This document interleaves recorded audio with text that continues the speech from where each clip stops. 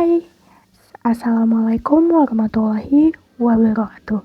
Sebelumnya perkenalkan, saya Nanda Suciasa, NIM 23051410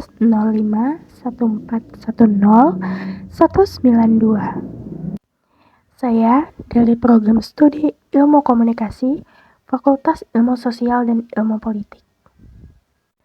Pada video kali ini, saya akan menjelaskan sekilas tentang materi yang telah saya dapat dari mata kuliah Komunikasi Filsafat, yang dosen pengampunya adalah Ibu Vivi yang terhormat.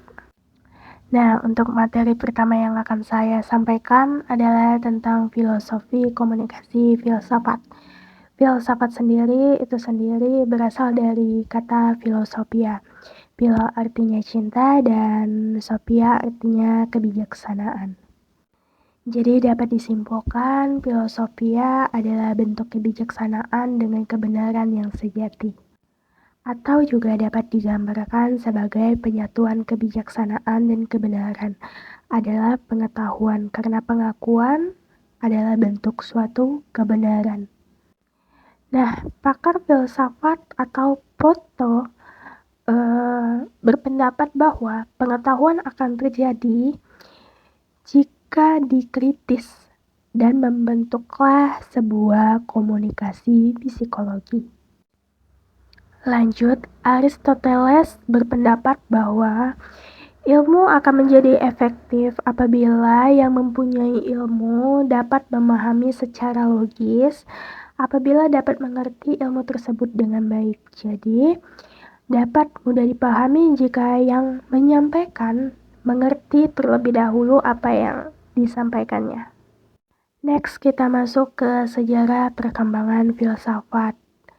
Nah, sejarah perkembangan filsafat itu sendiri dapat disebarkan oleh manusia ke masyarakat lalu melalui budaya. Nah, budaya filsafat sendiri itu terbagi menjadi beberapa, yaitu yang pertama adalah filsafat India.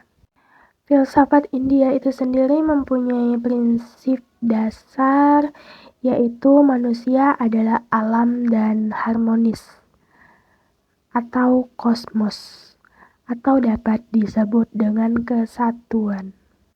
Filsafat India itu sendiri terbagi menjadi 4, yaitu yang pertama Wida, yang kedua Spetisme, yang ketiga adalah Muslim, dan yang terakhir adalah Uranisme. Next, selanjutnya adalah filsafat Cina. Sama halnya dengan filsafat India, filsafat Cina juga terbagi menjadi 4. Yang pertama filsafat klasik, atau tidak boleh lari dari keturunan. Selanjutnya yang kedua adalah New Buddhism, atau dapat disebut dengan bentuk harmoni dan toleransi kepada Tuhan. Selanjutnya yang ketiga adalah New Confucianism, atau dapat disebut aliran yang pendatang atau aliran klasik. Dan yang terakhir adalah filsafat Cina modern. Aliran ini yang menentang 3 aliran yang saya sebutkan tersebut.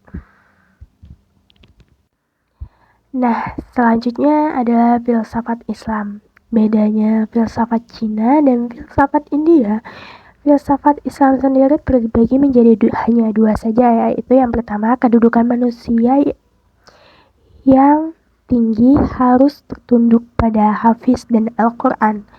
Itu prinsip yang pertama. Prinsip yang kedua adalah mempunyai kekuatan kepada akal.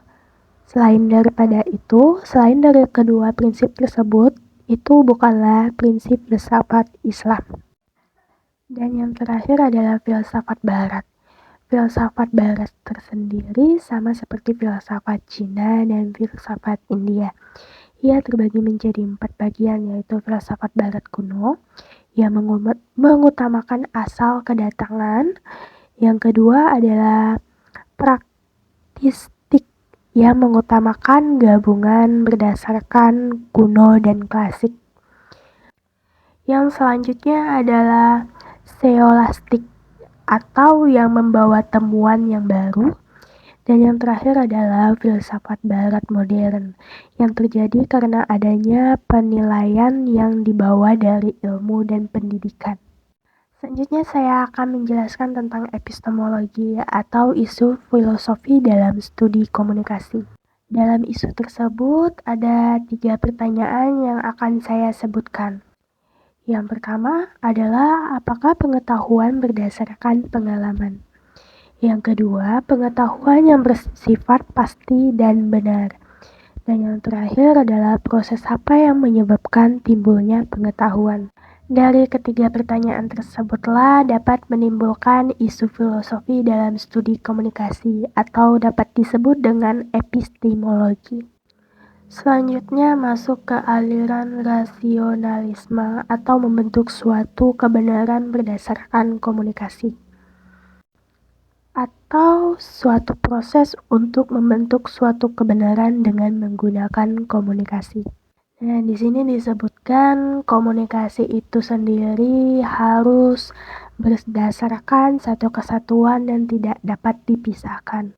Dan komunikasi juga harus menyampaikan sesuatu yang benar dan harus menggunakan data yang konkret dan tidak dapat dimanipulasi. Masuk ke bagian 3 ciri pengetahuan filsafat. Yang pertama adalah analisis berdasarkan akal budi dan pesan panca indera. Maksudnya harus nyaman dalam berkomunikasi, hubungan baik antara komunikator dan komunikan. Komunikasi tidak akan berlangsung efektif jika komunikator dan komunikan tersendiri terlibat suatu konflik. Yang kedua adalah tujuan filsafat adalah praktis. Dan komunikasi yang harus mendasari dalam berfilsafat. Komunikasi itu sendiri harus berdasarkan akal yang sehat dan ilmu yang bermanfaat. Dan terakhir adalah teori deduktif. Dalam teori ini ilmu tidak boleh ada paksaan, harus murni dan harus terjadi dan harus bebas melalui ideologi tertentu. Baik, itu saja tentang penjelasan ilmu yang saya dapat dari mata kuliah filsafat komunikasi. Apabila kurang saya mohon maaf dan lebihnya saya mohon ampun. Wassalamualaikum warahmatullahi wabarakatuh.